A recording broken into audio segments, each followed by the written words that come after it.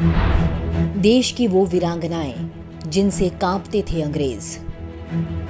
स्वाधीनता का अमृत महोत्सव। आओ सुनाऊं गाथा तुमको भारत की उन ललनाओं की, रण कौशल में माहिर थी ऐसी वीरांगनाओं की। हरगिज भूल नहीं सकते हम इनके बलिदान को, ठुकरा दिया था पल में जिन्होंने अंग्रेजों के फरमान को। स्वतंत्रता संग्राम का जिक्र होते ही कई क्रांतिकारियों के नाम हमारे मस्तिष्क में कौंध जाते हैं, लेकिन कुछ ऐसे नाम भी हैं जिनका योगदान किसी से कम नहीं, लेकिन फिर भी वे हमारे लिए अनाम ही बने हुए हैं।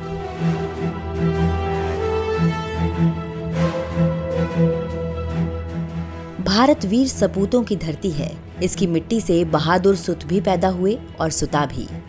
देश के लिए रानी लक्ष्मीबाई के बलिदान से तो हम सब परिचित हैं, लेकिन क्या आप उन वीरांगनाओं के बारे में जानते हैं जिनका शौर्य, बलिदान व देशभक्ति लक्ष्मीबाई से कम नहीं था? स्वाधीनता के अमृत महोत्सव में आज हम उन्हीं वीरांगनाओं को याद कर रहे हैं। दुर्गावती बोहरा, दुर्गा भाभी। दुर्गावती का जन्म 7 अक्टूबर 1907 को कौशाम्बी जिले के शहजादपुर गांव में हुआ था। दुर्गावती को साथी क्रांतिकारी दुर्गा भाभी के नाम से भी पुकारते थे। 9 अक्टूबर 1930 को दुर्गावती ने गवर्नर हेली पर गोली चलाई, परंतु वे बच गया।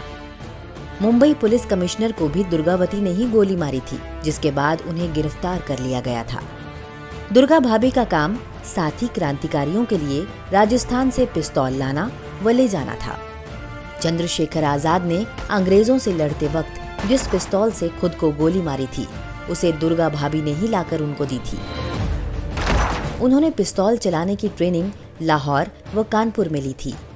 भगत सिंह व बटुकेश्वर दत्त जब केंद्रीय असेंबली में बम फेंकने लगे तो दुर्गा भाभी व सुशीला मोहन ने अपने रक्त से दोनों लोगों को तिलक लगाकर विदा किया था।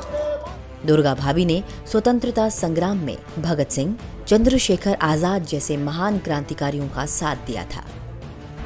18 दिसंबर 1928 को भगत सिंह ने इन्हीं दुर्गा भाभी के साथ वेश बदलकर कलकत्ता मेल से यात्रा की थी। दुर्गा भाभी क्रांतिकारी भगवती चरण बोहरा की धर्मपत्नी थी, लेकिन इनके बलिदान के बाद वह अकेली पड़ गई और अपने 5 साल के बेटे शचींद्र को शिक्षा दिलाने के उद्देश्य से दिल्ली और फिर लाहौर चली गई। 1935 में वो गाजियाबाद आ गई और एक विद्यालय में पढ़ाने लगी। इसके बाद अन्य कई स्कूलों में भी उन्होंने अध्यापन किया और 14 अक्टूबर 1999 को इस दुनिया से विदा हो गई।